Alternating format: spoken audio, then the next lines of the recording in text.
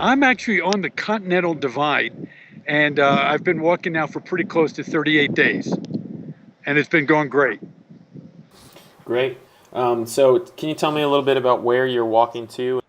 Yeah, absolutely. What we're doing right now, Brian, is we're heading across New Mexico, and as I mentioned in one of our blogs before, because of the distances between towns, one of the things that we're doing is I actually came back to the Continental Divide today. If I've done most of Albuquerque, and I'm almost past there, because the city of Grants, New Mexico, wants to do an event with us tomorrow to assist us with the mission of the Good Shepherd services. So I actually came back to the Continental Divide and to Grants, New Mexico. Sorry about that. In order to be able to make sure that we can get the message spread as much as we possibly can about the great work that the Sisters of the Good Shepherd and all the staff do at Good Shepherd Services. Yeah, and this would be a good opportunity. Do you want to expound on what the Good Shepherd is and what they do? Absolutely. We're a residential care facility for children with behavioral and emotional challenges, and some of whom have developmental disabilities. And Brian, what we're trying to do is really let people know how critically important it is to provide care of a therapeutic nature, of a psychiatric nature for children that are in need. And that if we solve the problems for the child when it's younger, it's one, that's the humane thing to do, it's the right thing to do. But also, equally as importantly, it allows that child to have a much happier and richer life. And what we're trying to do is raise awareness of how significantly important all of that is in this day and age, so that we can avoid the problems of these children having major problems later on in life. Great. So what's been your biggest challenge so far? Well, it's interesting. Initially, I thought it was going to be just some of the mountains, but the actual mountains themselves haven't been that big of a deal. I've actually enjoyed them. I'm up at 7,300 feet right now, as an example. I thought that was going to be a lot more problematic than it was. It's actually not too bad. I found that going down hills has been a lot more challenging than I expected. I was in Julian, California, and I went down into the desert from 4,400 feet down to 113 feet below sea level, and that was a challenge. It puts a tremendous impact on your feet. And when I did that, I had a whole series of very nice looking blisters, as one friend of mine said. He called them gnarly looking blisters on the bottom of the feet. But you know what? In comparison with what our kids go through, it was a minor irritant. Just the other day, I had a little bit of a scare. My ankle snapped, and I thought I broke it, but fortunately, I've got it in a leg brace. I went to University of New Mexico Hospital yesterday. They took care of it in about 4 hours, put it in a brace, and I just finished doing 7 miles, and I've got 14 more miles to go today, depending upon the weather and the terrain for these old bones of mine. Yeah, I'd seen that in the updates. So are you walking on crutches right now, or are you good? I'm actually using a cane and a walking stick that I've had before. It's a little bit challenging in the sense that I don't have full flexibility of the leg, but I'm able to move it pretty good, and I'm feeling it heal already, to be honest with you. So my time's about the only thing that's happened. I've slowed down a little bit, but that's one of the minor things. And actually, that's not a bad thing, considering I'm up at 7,300 feet. It's not too bad. Yeah, tell me about some of the sights and the things you've seen along the way. This has been the most beautiful scenery I've ever can imagine. I'm in the land of enchantment now. I've been in New Mexico now for almost 12, 13 days, and like Arizona and Southern California, the terrain and the mountains have just been beautiful. But I've got to tell you, New Mexico, it's called the land of enchantment. I've had a chance to climb Tomei Hill. I've gone to the shrine at Chimayo.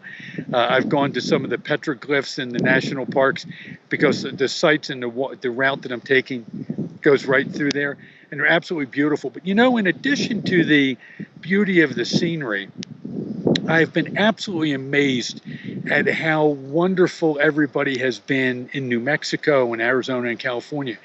I've had just wonderful reaction. People I don't even know willing to talk about the needs of young children. They're willing to listen to an old guy expound about how important it is to do this.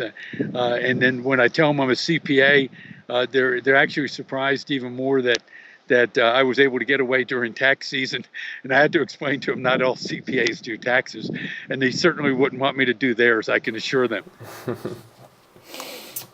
So what's been your biggest surprise so far? I think about the biggest surprise is I literally thought in the beginning of this that even though it was 100 and some days at 32 miles a day, I thought that that would not be that big of a challenge. What I found is that it has been, I'm averaging now about 22 miles a day, and it looks like that's going to be about the speed that I'm going to take it. Now, I've got one more mountain to go over just on the other side of Albuquerque, and then I'm in the plains. And so I might be able to pick up my distances after that. So by July 2nd, when I get into Ocean City, Maryland, I will have actually completed probably about 75% of the route. And then what my intent is to go back then on the weekends after that and finish up that part of the route that I wasn't able to get done by July 2nd. So I would, the biggest thing, candidly, is the hills and the age factor and that kind of stuff, which it's hard for an old guy to admit the age factor, but I'm going to admit it anyway. But the age factor, things of that nature, are just slowing me down a little bit. So I'm averaging about 22 miles a day. And I was picking it up a little bit before I did the thing with my ankle. I was up to about 24 miles. I'm hoping that once I get on the other side of the mountains, I should be able to get it up to a little bit more than that. But I'm not sure yet if I'm going to be able to make up the miles that I'm a little bit behind on just yet. Yeah, so you still plan on being at beach retreat this summer? Oh, absolutely. I'm definitely hit the beach retreat. And what I'll do is I'll probably by that point in time be just on the West Virginia border. And that's one of the reasons I'm walking to the East Coast, is so that if whatever I can't get done, I can obviously then on weekends go back to West Virginia and continue the route until I actually do get done. But we're going to do a symbolic and a ceremonial entry into the Atlantic I think Tom's planning on something around July 4th or something when we do it. But I'll definitely be there on the beach retreat on July 2nd and 3rd. I'm looking forward to it, and I miss all you guys. I really do. Have you found a lot of support along the way from people, and what does that look like? Yeah, I have to be candid with you. The support has been absolutely nothing but superior.